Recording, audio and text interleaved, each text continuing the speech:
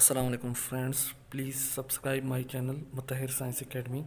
Thank you very much. अस्सलाम वालेकुम students, I hope you are great. Students, आज का हमारा टॉपिक है linear and angular momentum.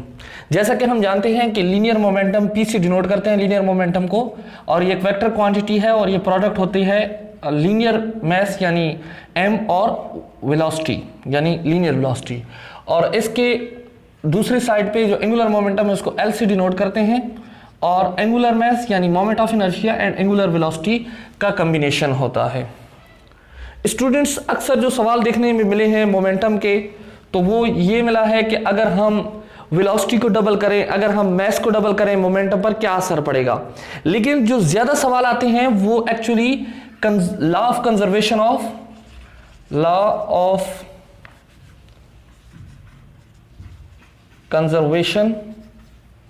Of momentum पर सवाल आते हैं।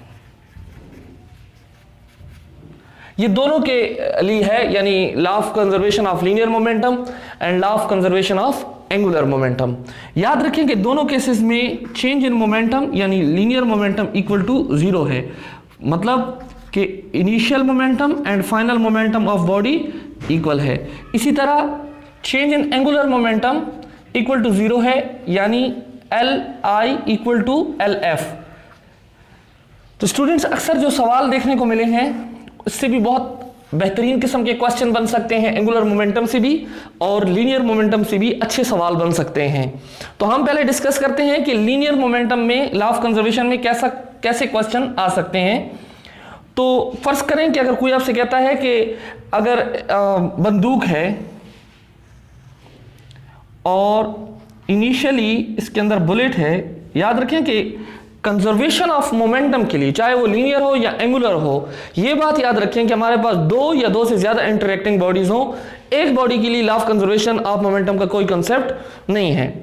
तो यहां पर एक गन है और उसके अंदर बुलेट है, तो इनिशियल जो मोमेंटम है वो क्या है, 0 है। लाजमी बात है, मोमेंटम वेलोसिटी डिपेंडेंट चीज है, तो इसकी इनिशियल मोमेंटम इस सिस्टम की 0 है। अब फर्ज करते हैं कि बुलेट जब इससे निकलती है, बुलेट इससे जा रही है, निकल रही है, तो उसकी वेलोसिटी ऐसे है। तो हम जानते हैं कि बंदूक पीछे की तरफ रिकॉइल करती है, पीछे की तरफ जाती है।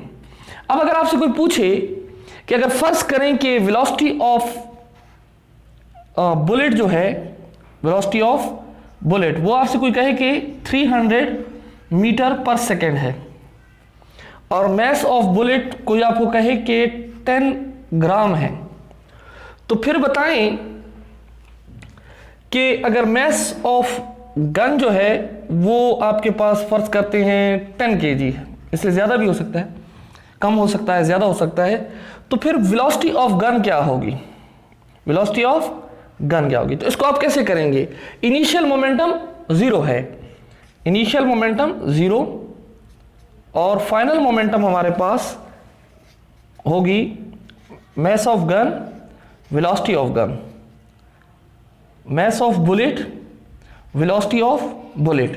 तो अक्सर ऐसा सवाल देखने को मिला है। अगर मैं इनको इंटरचेंज कर लेता हूं तो m g equal to v g minus m bullet v bullet, और दोनों तरफ जो है तो मैं एम जी को डिवाइड कर लेता हूं।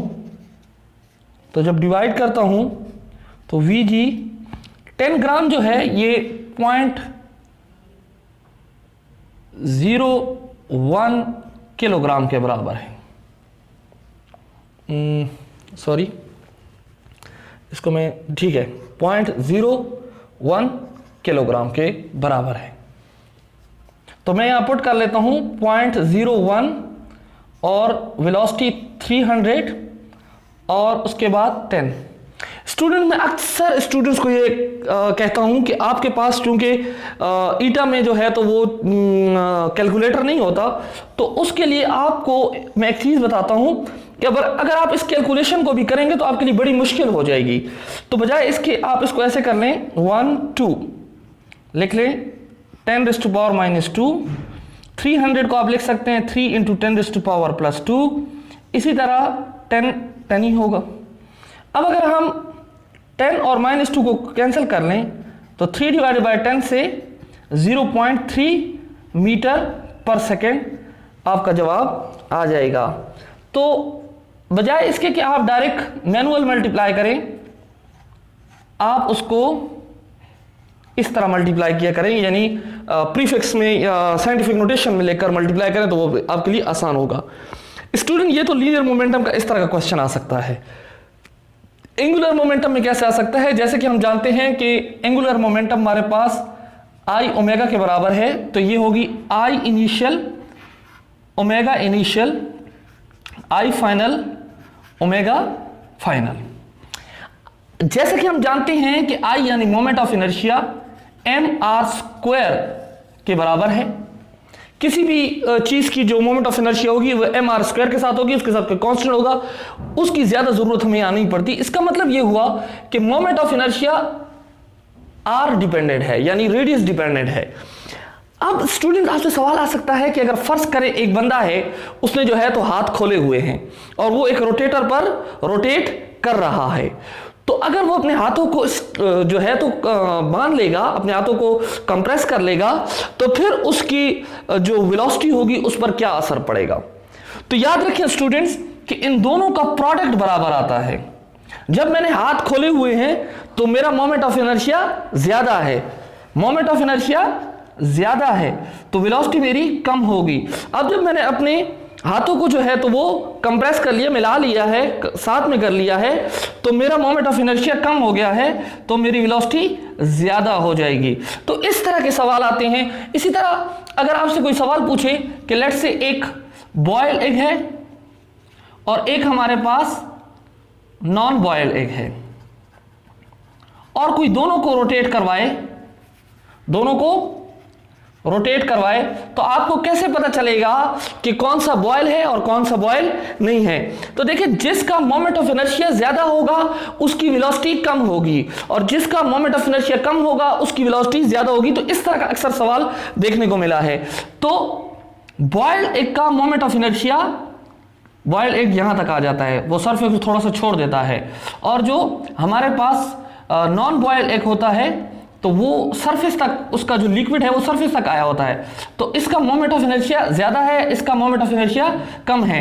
तो जिसका मोमेंट ऑफ इनर्शिया कम होगा वो ज्यादा रोटेट करेगा, और जिसका मोमेंट ऑफ इनर्शिया ज्यादा होगा वो कम रोटेट करेगा। तो इस तरह आप बता सकते हैं। तो स्टूडेंट, अक्सर देखने को ये मिला है कि law of conservation of angular momentum से इस तरह के सवाल पूछे जाते हैं। ये जो आई ओमेगा का जो रिलेशन है, जो बेसिकली आई ओमेगा कांस्टेंट, मैं पहले भी बता चुका हूं कि आई और ओमेगा, तो बाकी चीजें तो उसमें है ही नहीं, खैर, लेकिन अगर होंगी तो वो कांस्टेंट होंगी। तो आई और ओमेगा का इनवर्स रिलेशन बनता है, आई और ओमेगा का। तो ये अपने पास एक पॉइंट नोट कर लें कि मोमेंट ऑफ इनर्शिया और ओमेगा का आपस में इनवर्स रिलेशन बनता है, यानी अगर मोमेंट ऑफ इनर्शिया ज्यादा होगा तो ओमेगा कम हो जाएगा, अगर ओमेगा कम होगा तो मोमेंट ऑफ इनर्शिया कम हो जाएगा। अगर इस तरह का कोई सवाल आता है मोमेंट ऑफ इनर्शिया और ओमेगा का रिलेशन, तो आप डायरेक्ट इस फार्मूले से डायरेक्ट बता सकते हैं, बगैर कैलकुलेट किए, बगैर सोचे समझे। अगर वो आपको कोई कैलकुलेशन देता भी है तो आप कैलकुलेशन करने की जरूरत नहीं है, डायरेक्ट आपने ये रिलेशन यूज करना है। कभी कभार आपको कंफ्यूज करने के लिए वो एक लंबी चौड़ी स्टेटमेंट दे देते हैं कि जी मैस इतना है, वेलोसिटी इतनी है, और अब वेलोसिटी कितनी हो जाएगी, कम हो जाएगी, ज्यादा हो जाएगी। तो याद रखें कि मोमेंट ऑफ इनर्शिया का ओमेगा के साथ इनवर्स रिलेशन है। आई होप कि आप लोगों को समझ आई होगी। अगर इसके अलावा भी आपका कोई क्वेश्चन है तो आप मुझे इनबॉक्स कर सकते हैं, मैं आपके सवालों का जवाब देने की कोशिश करूंगा। अगर आपको मेरी वीडियोस अच्छी लगती हैं तो मेरे चैनल यानी यूट्यूब चैनल पर जाकर उसको सब्सक्राइब करें और शेयर करें। थैंक यू वेरी मच, शुक्रिया।